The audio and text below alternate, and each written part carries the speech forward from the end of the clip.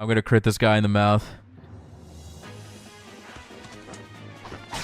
Yeah! Nice.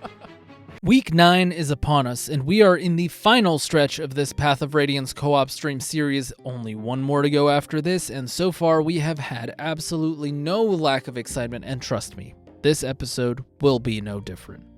If you're seeing this, the finale for this series will be live today at 7 p.m. EST, so do not miss it if you can. Anyways, in the interest of keeping these videos more succinct, I'm going to hop right into it. Chapter 25 is where we're starting today, which is the ever so infamous Eat Rock chapter. Honestly, going into this, I really didn't think this was going to be that big of an issue. I have Kieran, his 2 pet cats, and pet bird to kind of climb the mountain and take care of business. Prior to the chapter, Speedy asks to buy Shade off me to put on Bastion. I tell him I'll give it to him for free if the only thing he does with Bastion is use knives, and he consents to that. This is pretty hilarious, and honestly, we need more of this type of content happening in co-op. Just legit pulling off some hilarious trades and pacts with each other to keep things fun. Otherwise, the pre-chapter preps are pretty minimal in this stream, and we're off to the races. Of course, immediately we all rush in pretty blindly into this chapter without really knowing where we're going and what the line of fire is for all the rocks getting pushed down. Our units get mauled here and there, and my Racin takes a whopping 10 damage from that rock, which will be important later. The rocks that get pushed are always guaranteed to deal 10 damage, but they can kill if they hit someone whose HP is low enough, and they also damage the enemy units as well, so we can use it to our advantage there too. On turn 2, we're slowly dealing with the first wave of units at our doorstep, and I didn't really think much of it once everything was dead, so I decided to move ahead with Kieran since my movement is impeded. I kill a unit, and then I dance him with Racin to get him in there. On enemy phase, literally the last thing I expected happens. Oh.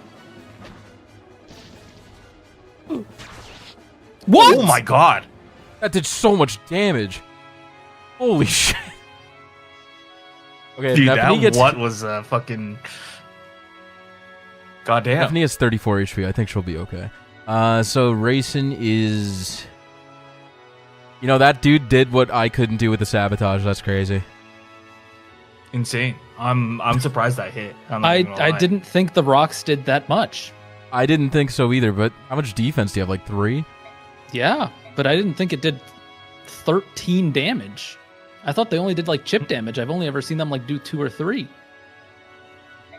I legit have never seen a catapult rock deal that much damage. But looking into it further, it looks like catapults have a fixed 20 might, and if they hit a unit head on, it does a direct calculation. So Racin's only chance of surviving that would have been if I'd healed with a vulnerary that turn instead of dancing.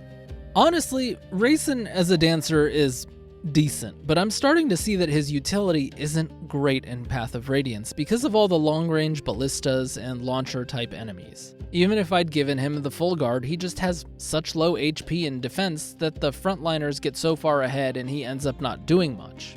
Anyways, I take the minus 25 and have now lost a total of 5 units to deaths this co-op run, which is kind of crazy by my standards, and only 2 of those have been due to sabotages. The rest were actually natural deaths.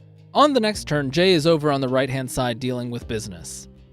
He has Lucia, Tanith, Ike, and Tormod over there, and he leaves Tanith in range of a ballista. She was able to tank one in the last chapter, so she'd probably be okay considering she's at full health. But on enemy phase, she gets chipped by the catapult, and then the ballista fires at her. That 4 I mattered. might be fucked now. That 4 mattered. It might have.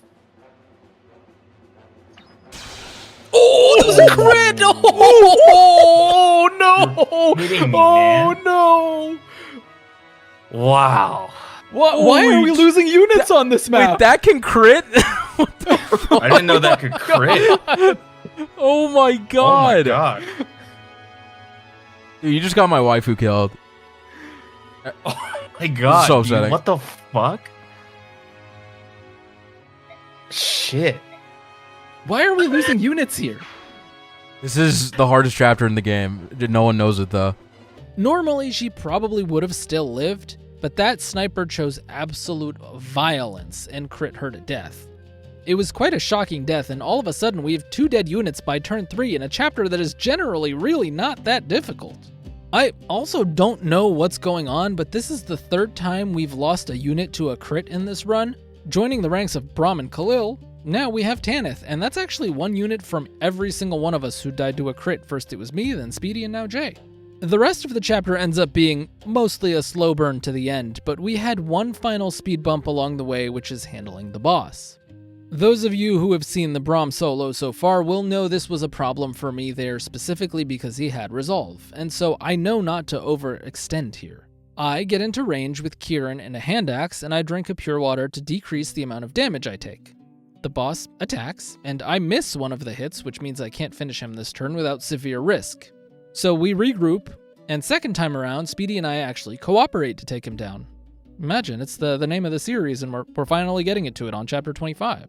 And then, of course, after that's done with, we quickly route the chapter with no more casualties. But unfortunately, we leave the battlefield tarnished with bloody feathers. Chapter 26 is Clash, and oh man, is this going to be a grind.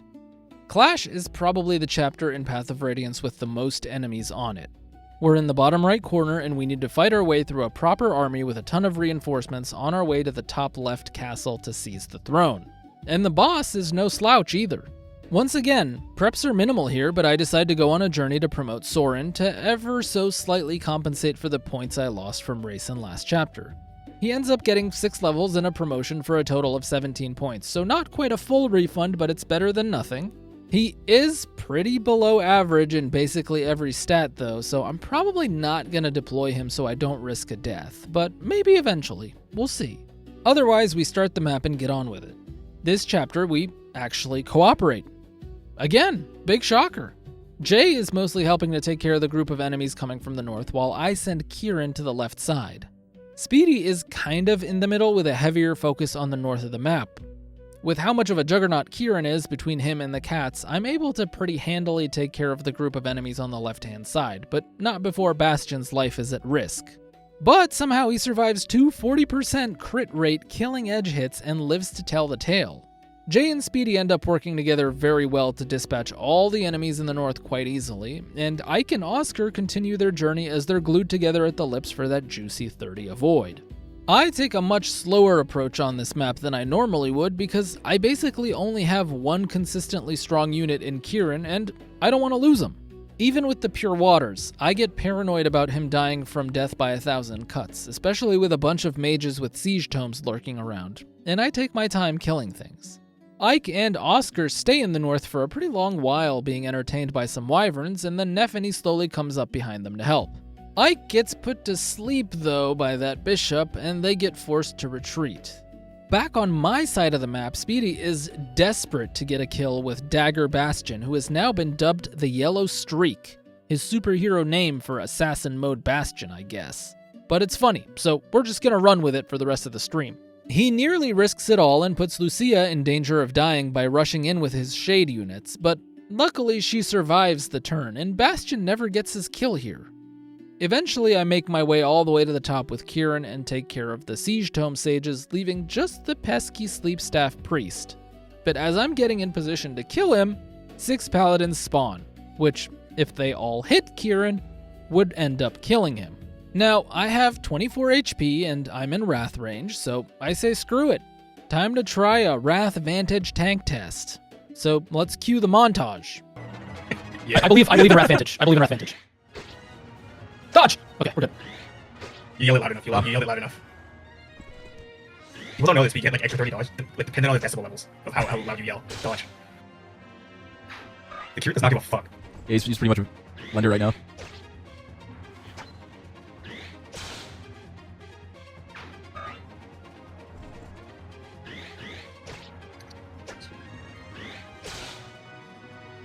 Very nice. Battle done. Huge! He's doing it, chat! Was there Right, well- ever any doubt? Oh, Alright, Link's capped out on points now. You like the scoring system? Yeah. Yeah.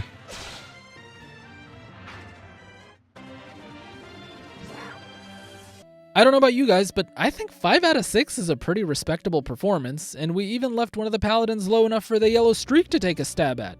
Jay ends up finishing off the Sleep Staff Priest, and I annihilate Bertram on enemy phase with a Wrath crit. Jay goes first the next turn though, which lets him steal the objective right from under me, while Speedy finally gets his much desired yellow streak kill. I'm gonna crit this guy in the mouth. Yeah! Nice. He's finally on the board this chapter. Also, we decided to keep specifically his animations on for the rest of the run, just because it's really funny.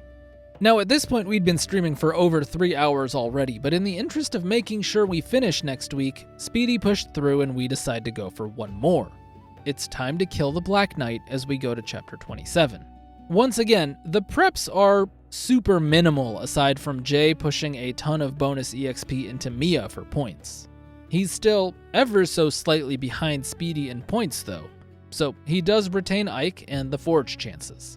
Also, just a little mention that Jay having Joffrey and Lucina has added a lot of strong player phase potential to his units, and he's been keeping pace with kills really well this stream. If he still had Tanith and we left Marcia to snowball, it would have been a wrap for us in this co-op, and nobody would have ever been able to catch him. Now imagine we also gave him Jill too. This would have been a catastrophe. Anyways, we start the chapter and start moving. Speedy and Jay stick together in going up the middle of the map to try and rush the boss room. But I have a different agenda in mind here. The resolve scroll is in the top chest in the top left room in this chapter, and it's a very strong skill.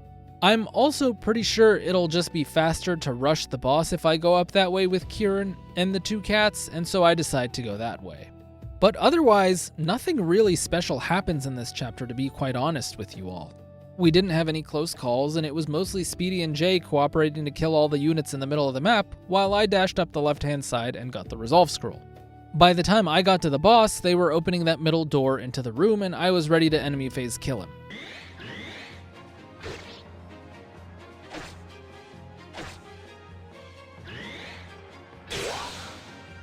What? Resolve. Arden? What was that? It looked like Pavis. Like, what the hell? Maybe it was Miracle. Travis. So I hit him with a first attack, which didn't crit, and then my second attack did, but yet the boss didn't die. We look up what happened, and the boss actually activated Miracle, which is pretty hilarious. Anyways, I end up finishing him off on player phase, and we ended the chapter with me taking the objective. The Yellow Streak also got a couple more kills this chapter, taking up his total tally to 5 assassinations and counting. The next part of this chapter is killing the Black Knight, which we have absolutely 0 shot at doing without having Ike more leveled, missed with us, or having Ether on him, so we immediately run away, and that's that. Overall, the stream started in quite the eventful way with 2 deaths, but settled down after that. We kept it fun with memes and the adventures of the Yellow Streak, but that was all for this week. Next week is going to be the finale, and I'll be honest, I don't even know if we can kill Ashnard and clear this, but we'll give it our best shot. But that'll be a story for another video. And I'll see you guys again very soon. Peace.